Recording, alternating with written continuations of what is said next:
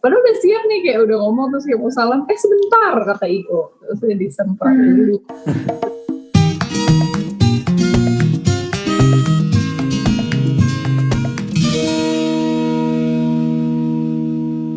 Halo, selamat datang di Bright Story Unveiled, podcast persembahan dari Bright Story, dan perkenalkan aku Gianda Afiani yang akan jadi host kamu di episode kali ini.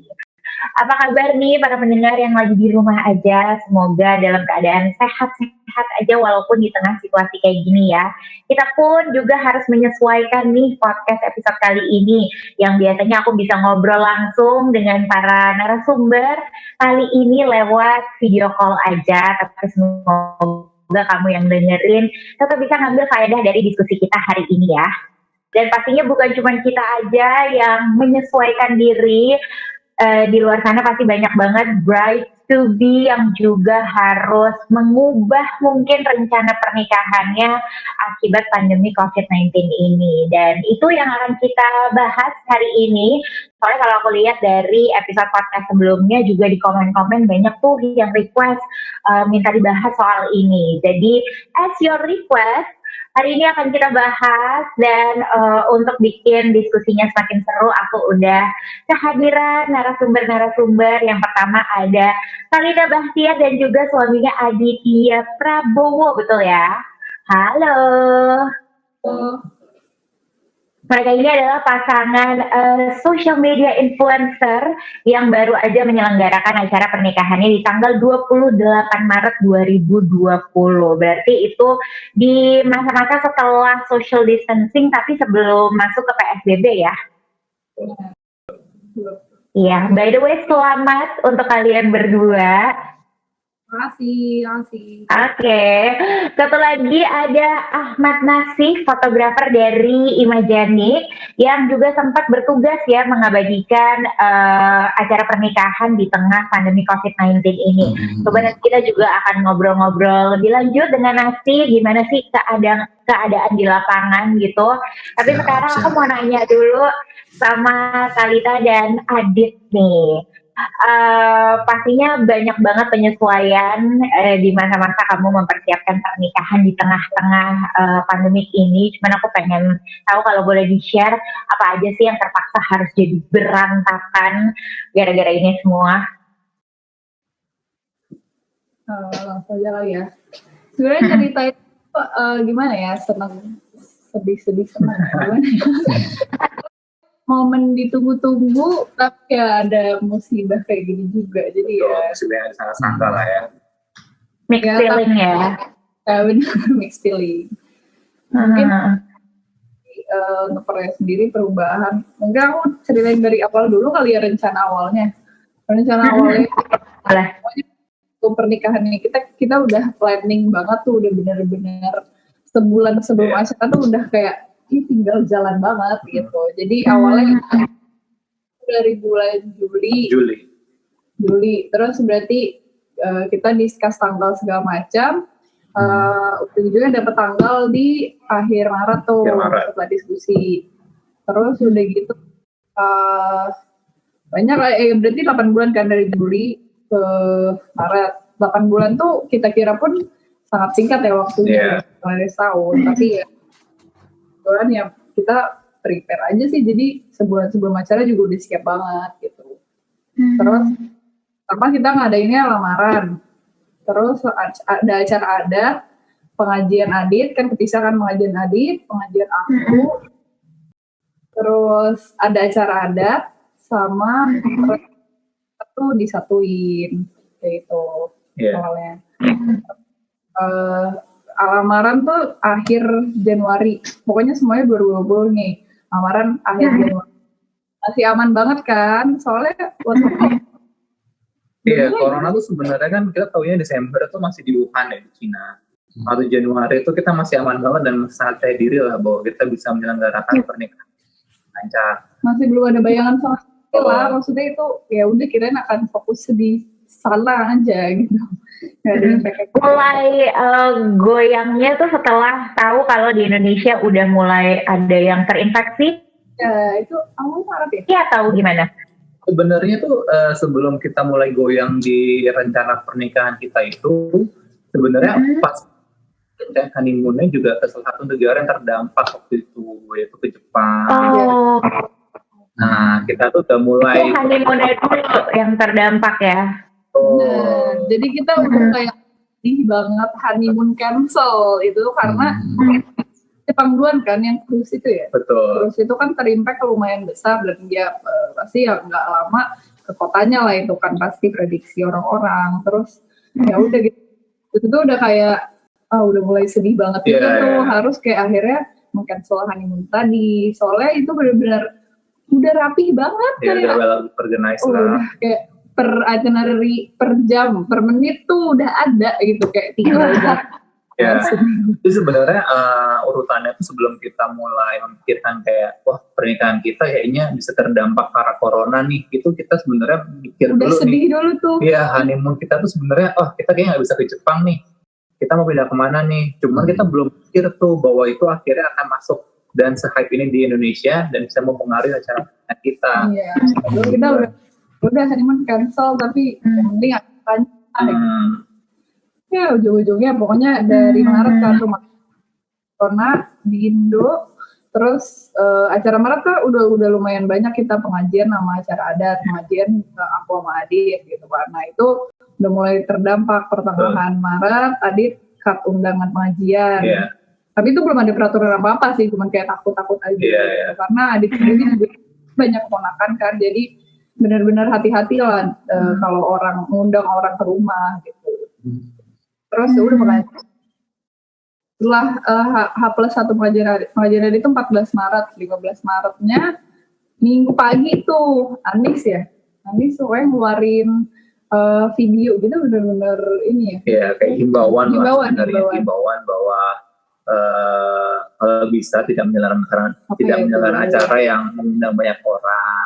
Nah itu sebenarnya kurang dari 2 minggu sebelum acara kita. Nah kita udah mulai kayak waduh gimana nih. Itu 2 minggu loh, 2 minggu. Undangan udah disebar, kemudian semua juga udah siap. Souvenir juga udah kecetak. Bahkan bukan si acara adat kita kan bahkan udah 300 undangan gitu loh kayak acara adat itu udah lumayan heboh loh di cancel gitu kan. Terus si resepsi juga 1.500 undangan akhirnya ya harus di cancel. Soalnya poin yang Anis bawa tuh benar-benar ada nih yang mau ditaruh buat dia. Benar-benar mention nih tunda kegiatan resepsi itu benar-benar jelas bukan implisit lagi. Kita buat apa malam-malam kita langsung mengadakan meeting keluarga inti dan akhirnya ya harus cancel. Dan juga ada tadi. Untuk pengajian itu syarat Islam kita masih ngadain sih, cuman benar-benar undangannya terbatas dan jadi banyak. Oke. Tapi dari kalian sendiri nih kan tadi udah dengar kalau nggak nyangka kan semua ini tuh bakal jadi segininya dan mempengaruhi ke acara pernikahan kalian. Sempat nggak sih ngalamin mental breakdown gitu mungkin di antara kalian atau dari pihak keluarga atau kayak aduh stres banget gitu mengalami semua ini, dan kalau iya gimana sih cara kalian mengatasinya untuk bangkit lagi yuk bisa yuk itu gimana? Kalita dulu deh mungkin yang mau jelasin dari pengalamannya dia. Karena biasanya perempuan ya yang paling terdampak dari semua ini ya. Gini sih kalau aku tuh orang yang benar-benar anti dengan apa ya, orang tuh biasanya ngomong kayak wedding ada aja cobaan lo prepare wedding pasti ada satu gitu kan. Terus kayak aku tuh orang yang amat sangat tidak percaya lah, bukan takabur ya, tapi kayak ya kalau as long as kita maintain hubungan baik dan komunikasi ya harusnya nggak ada apa-apa gitu kan. Dan emang dan Adit pun udah dekat gitu sebelumnya. Jadi ngurus-ngurus pun enak lah gitu kan, komunikasinya lancar gitu, gak ada perdebatan apapun gitu. Sampai ya ini hamil 2 minggu nikahan tuh ada gitu, beneran musim tuh ada gitu. Kan dari kontrol kita doang, jadi faktor eksternalnya udah di luar kuasa kita gitu. Jadi ya beneran ternyata kayak nggak bisa dipungkiri sih kalau kayak musibah ngatur pernikahan tuh ada aja gitu ya. Cara mengatasinya apa ya, paling kalau ditanya mental breakdown mungkin itu kata-katanya kayak berlebihan banget ya, aku agak serem sih dengarnya, cuma sedih banget lah ya sama sih, sedih banget tuh kayak ya aku ngalamin itu kayak 3 hari lah untuk akhirnya kayak ikhlas. Jadi hari cancel, terus Senin, Selasa, Rabu kan itu undangan ada 500, itu udah sebar ya semua. Sekarang kan itu hamin 2 minggu lah ya. Jadi 3 hari berturut-turut tuh kita harus ngirimin juga satu-satu untuk cancel weddingnya. Itu tuh makin cancel, makin harus communicate itu ke orang, makin kayak sedihnya gitu. Bahkan kayak ya dibilang lebay juga, kayak kalau sendiri tanpa ada adik tuh aku kayak bisa nangis sendiri gitu.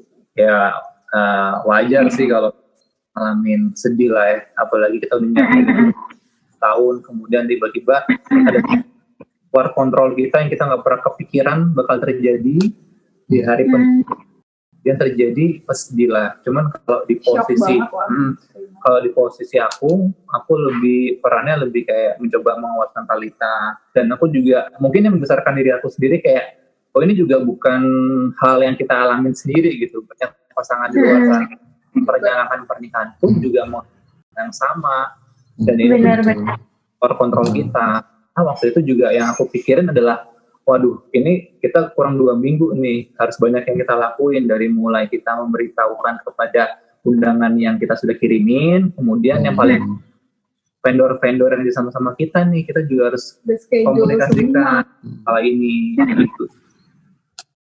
Oke. Kalau dari protokolnya sendiri nih ya, Adit sama Talita, ada nggak sih yang harus diterapkan untuk menjalankan pernikahan di tengah pandemi ini? Apakah harus ada hand sanitizer misalnya, atau harus cek suhu misalnya? Soalnya aku pernah karena aku juga makeup artist kan, jadi dan makeup pengantin beberapa kali makeupin pengantin ada tuh protokoler itu gitu, kayak harus menempatkan apa segala macam. Kalau kalian sendiri ada nggak sih?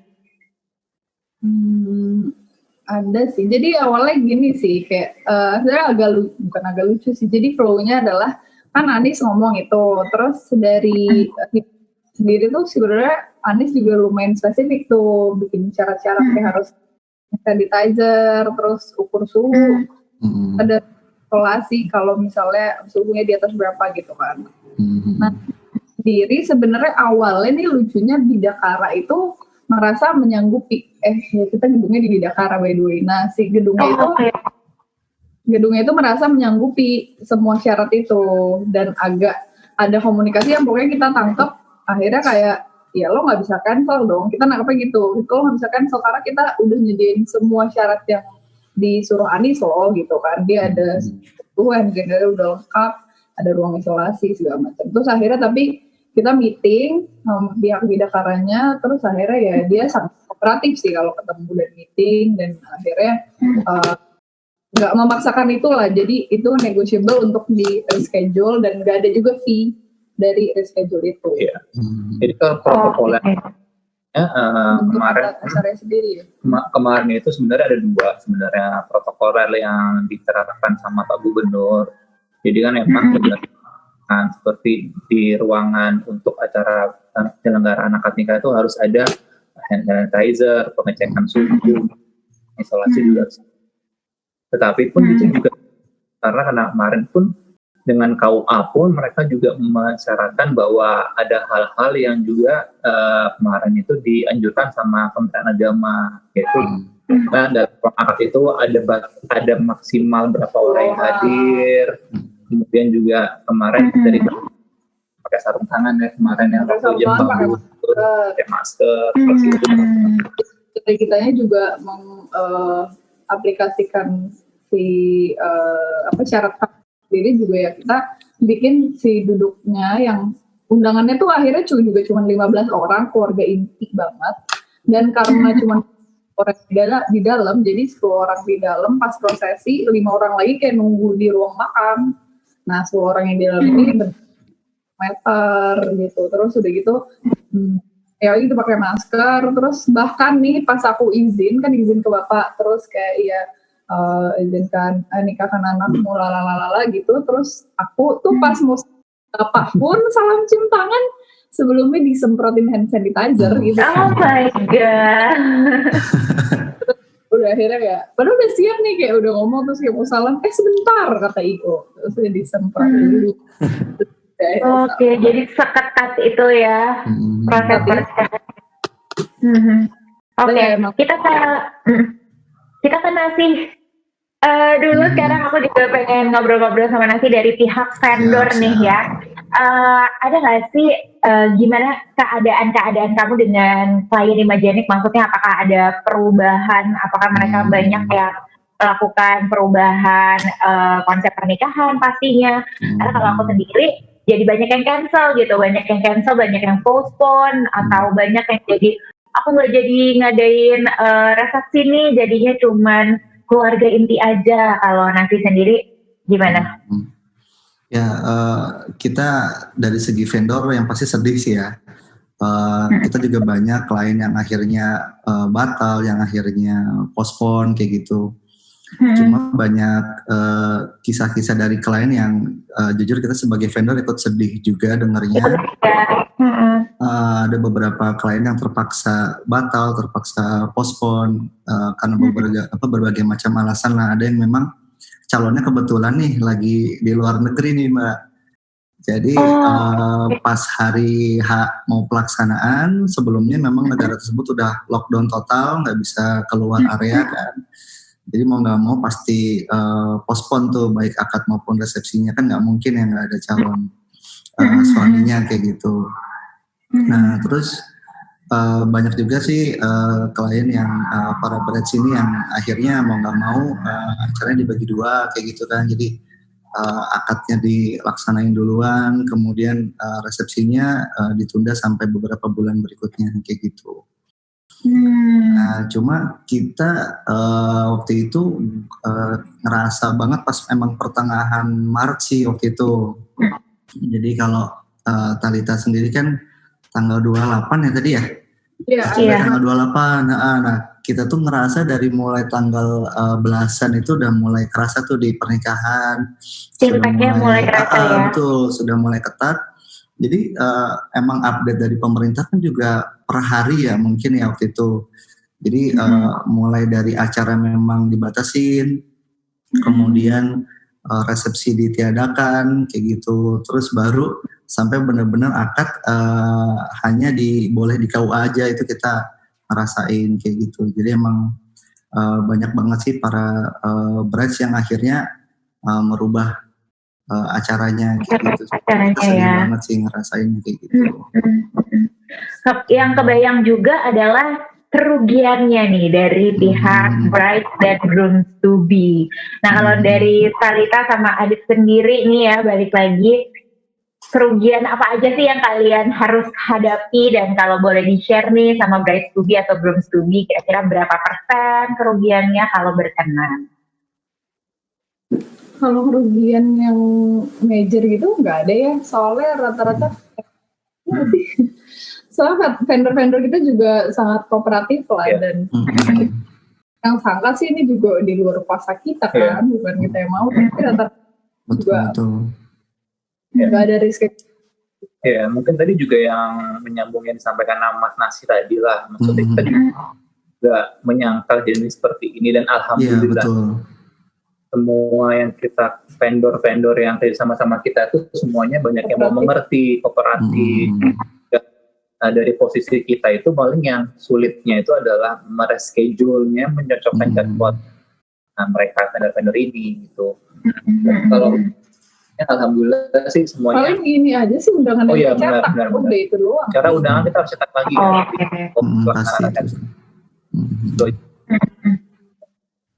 Oke, nah tadi kan kalau vendor-vendornya Thalita dan Adit berarti kan sangat bisa kooperatif gitu ya semuanya. Nah kalau dari Mas Nasi sendiri, dari sisi vendor ada nggak sih perubahan TSP? Apa karena pakai juga hati nuraninya gitu. Jadi kayak nggak minta cancellation fee misalnya atau apa gitu. Ada nggak sih perubahannya atau emang dari awal sebenarnya di kontrak tuh udah ada TNC untuk force manager gitu? Ya, jadi kalau dari Imagery sendiri kita pasti ada terms and condition di tiap invoice-nya. Jadi biasanya kalau hari-hari sebelumnya nih kayak hamin sebulan kita kalau memang ada brides yang perpindahan tanggal itu kan pasti kita akan kenakan charge karena sudah hamin 1 bulan. Cuma karena emang ini kondisinya force major darurat banget ya. Jadi kita juga sama-sama ngerti lah kepada brides, kita juga turut ngerasain sedihnya gimana acara yang udah disiapkan jauh-jauh hari itu terpaksa di cancel atau dipospon atau memang hanya diadakan hanya keluarga inti aja. Jadi memang kita sama tadi yang dibicarakan sama Talita juga nih kalau dari kita free of charge kalau emang terpaksa postpone atau malah karena Imagery sendiri timnya terbatas. Jadi kita 1 hari itu handle maksimal 4 tim. Jadi emang ownernya akan turun langsung pas di hari H. Nah itu karena memang terbatas, at least misal kita terpaksa harus di hari itu 5 acara, otomatis dana klien kita pasti akan kembalikan 100%. Karena emang kondisinya nggak memungkinkan kita memaksakan event di hari tersebut yang sudah ganti, kayak gitu sih kondisinya, kayak gitu. Itu dari kita gitu. Oke. Balik lagi ke Talita sama Adit. Berarti kan pas lagi ngurus-ngurus segala dokumen menuju pernikahannya, itu kan udah mulai social distancing ya. Berarti banyak yang harus dilakukan secara online. Kalian sendiri ngalaminnya gimana? Apakah jadi lebih sulit atau malah jadi lebih gampang? Kadang nggak harus bolak-balik ke kantor apa gitu misalnya? Dokumen sendiri sebenarnya, kalau bertanya dokumen kita udah rata-rata udah selesai. Udah lengkap semua, jadi benar-benar pokoknya hamin sebulan tadi kita udah siap ya, udah benar-benar tinggal jalanin. Jadi pas PSBB gue nggak ada sih ya. Iya, kalau pengurusan dokumen kita belum ada, malah kita tuh masih sempat ngerasain ya, kan biasanya kalau sebelum menikah itu ada bimbingan di kelas itu kan. Iya. Kita masih sempat ya. Oh itu masih Januari. Masih Januari. Benar-benar masih jauh. Oke. Belum, masih sebelum acara. Sorry, kenapa Talita? Kalau terkait dokumen, maksudnya kita udah prepare itu semua sebelum Maret gitu. Jadi pas masuk Maret heboh-hebohnya, kita nggak ada masalah sih terkait dokumen. Paling ya melengkapi KTP saksi. Oh iya ada sih ini. Jadi saksi itu kan juga berubah. Jadi saksi aku sebelumnya tuh udah ya tua lah gitu masuknya. Cuman tetap aja syarat tuh kan harus ada saksi dong. Kita harus cari tulis ya saudara tapi lebih muda. Nah dicariin lagi ulang. Nah KTP itu kan baru, ya itu dokumen juga sih masuknya KTP saksi baru. Jadi pengumpulan ke KUA-nya nggak mungkin fotokopi asli dong. Jadi ya cuman by WA itu aja sih. Oke. Tapi berarti semuanya lancar-lancar aja lah ya kalau masalah dokumen gitu. Oke, tadi sih kita sebenarnya udah lumayan ngebahas protokolnya di hari H gitu, dan pastinya ada perubahan jumlah tamu dan segala macam. Cuman to be exact, dari yang awalnya misalnya undangan berapa terus jadi berapa sih Talita dan Adit yang akhirnya ada di acara hari H pernikahan? Iya, jadi awalnya tuh kan kita menyelenggarakan akad dan resepsi jadi 1 hari kan. Dengan kita undangan tersebut 1.500. Kemudian di akad itu kita 150. Cuman kan yang resepsi itu memang kita reschedule lah sampai kondisinya sudah memungkinkan untuk penyelenggaraan pernikahan. Nah, yang akad kemarin itu terdampak kenapa? Dari yang rencana kita undang 150 orang kan tidak memungkinkan. Jadi benar-benar jadi undangan itu cuma 15 ya. 15 orang pun itu pun yang 10 orang adalah orang dari ruang makan. Jadi undangan yang kita pesan itu maksudnya berkaitan dengan konsumsi kan tidak bisa kita batalkan kan. Jadi soalnya dari ada minimum 100 porsi, jadi mau nggak mau pokoknya hari apa yang terjadi kita cuma 15 orang tetap makanan itu jumlahnya 100 minimum ya. Jadi yang 50 orang harusnya kita undang untuk menyaksikan acara kita, itu kita potong cuma jadi 15 orang gitu. Jadi banyak banget tuh kan sisa makanannya. Cuman mungkin kita kemarin juga manfaatin teknologi online ya. Jadi kita beberapa teman dekat sama saudara yang mau menyaksikan akad kita, yang kita nggak bisa di acara tersebut secara langsung menyaksikan, kita mungkin menggunakan Zoom ini. Jadi Iya pakai Zoom, tapi itu lucu juga sih kita pakai. Itu kan baru awal-awal banget ya, maksudnya ya Zoom juga baru berkeluar banget terdengar gitu, solusi ketemu gitu. Nah itu pun kita nggak tahu tuh yang kayak fitur-fitur 40 menit maksimal berapa partisipan. Kita kayak pede aja, kayak orang-orang. Bukan aku sih yang saudara aku, tapi itu kayak terbatas cuma 20 orang gitu. Ya itu pun 40 menit kan ternyata, dan pokoknya lucu, kebuang waktu 40 menit tuh sebenarnya belum sah, tapi kayak dibikin room baru, wah itu ribet ya ibarat. Soalnya kebayang taman juga kan pada pakai Zoom. Ya. Oke. Nah tapi kan namanya setiap kejadian kan pasti ada silver liningnya gitu katanya ya. Kalau kalian sendiri nih sebagai baik Kalita dan Adit sebagai couple dan juga Nasi sebagai vendor, apa sih silver liningnya nih dari kejadian ini? Terserah mau Kalita Adit dulu atau Nasi dulu? Duluan aja. Paling hikmahnya tuh belajar ikhlas sih, itu benar-benar sangat berarti, dan kayak kapan lagi aku belajar segininya gitu. Itu benar-benar kayak maksudnya kayak aku tuh maksudnya abis ikhlas kan tadi 3 hari mental breakdown, terus kayak setelah itu ikhlas tuh masalah yang dihadapi yang kecil-kecil setelah itu tuh kayak gampang aja, maksudnya kayak lebih masuknya ke hati tuh kayak oh gini ya udah harus apa gitu, kayak lebih ikhlas lah gitu, karena yang kayak karena udah melalui yang tersulit ya. Benar, jadi itu sih pelajaran yang paling berarti di sini, saya hikmah yang bisa diambil paling itu, terus belajar sabar juga dong, maksudnya menghadapi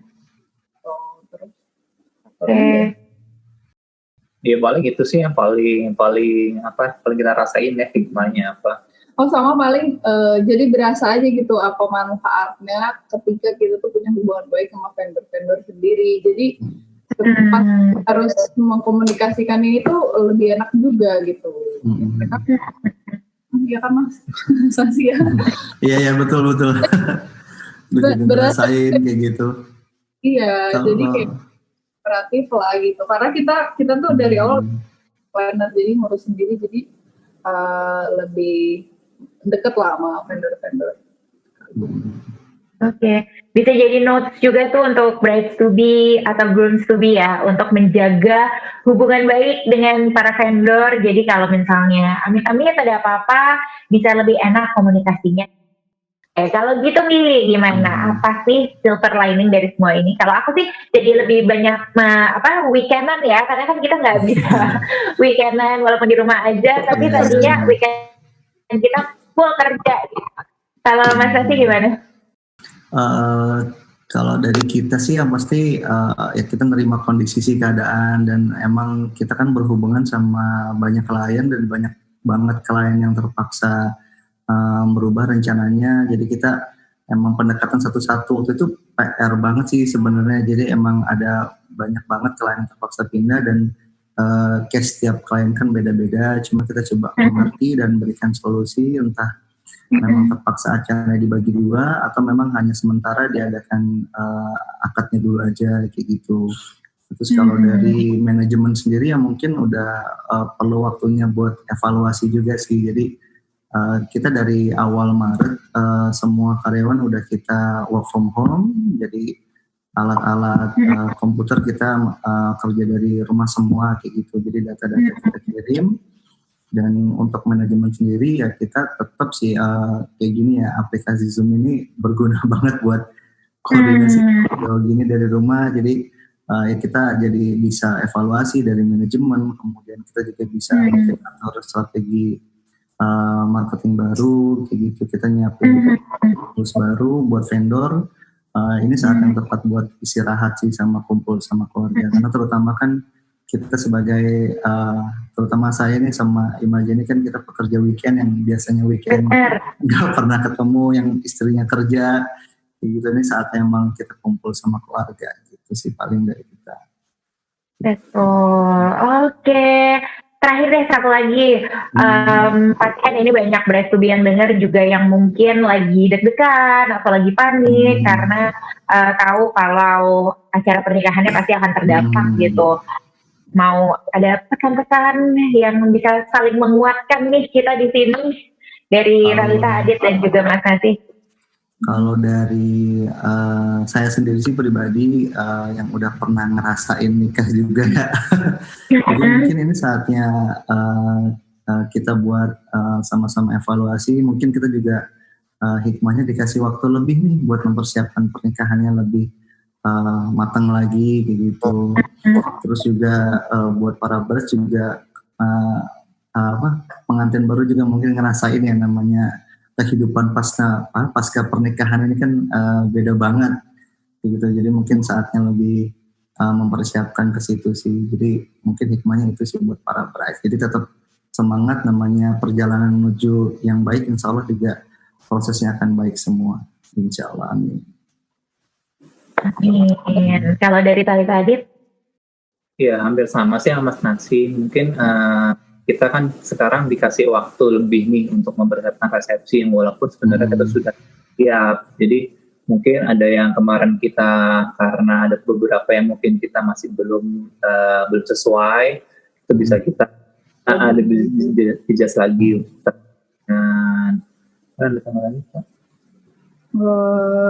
Sih ya, maksudnya tetap semangat aja soalnya semangat. Semua orang ini juga tahu lah impact-nya apa. Jadi kalau kasih sama vendor-vendor atau pihak KUA atau apa, saling pengertian lah gitu.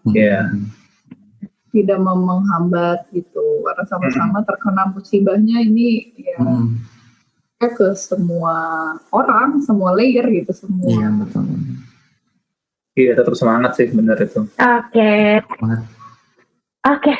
Tetap semangat semuanya, semangat para brides. Semangat. Iya, dan untuk brides dan grooms to be yang lagi ngerencanain pernikahan tapi harus jadi online nih sekarang semuanya karena harus dilakuin di rumah aja, tenang, kamu nggak sendirian karena Bright Story akan terus membantu kamu mempersiapkan hari pernikahan impian kamu. Jadi kamu bisa langsung aja intip fitur terbaru di websitenya Bright Story, yaitu With Love From Home, di mana kamu bisa ngelanjutin rencana pernikahan kamu dari rumah aja, karena kamu bisa nemuin update terkini juga soal COVID-19, tips praktis membenahi rencana pernikahan yang mendadak harus berubah, terus juga berbagai template gratis dan tips hubungan di kala pandemi ini, karena itu juga gak kalah penting ya, karena pasti semuanya ikutan stres dan masih banyak lainnya. Pokoknya kalau kamu penasaran silahkan langsung cek isi fiturnya di www.brightstory.com/di rumah aja ya. Oke, dan akhir kata terima kasih untuk narasumber hari ini, Talitha dan Andi yang sudah berbagi ceritanya soal mengatur rencana pernikahan. Terima kasih juga untuk Mas Nasi dari pihak vendor yang juga udah berbagi pengalamannya. Terima kasih juga buat kamu yang udah dengerin ya. Jangan lupa untuk stay tune di Bright Story Unveiled the Podcast. Nggak cuma bisa didengerin di Spotify aja, tapi juga bisa ditonton di IGTV-nya Bright Story. Oke, kalau gitu aku Gianda Afiani undur diri dulu. Terima kasih semuanya. Bye.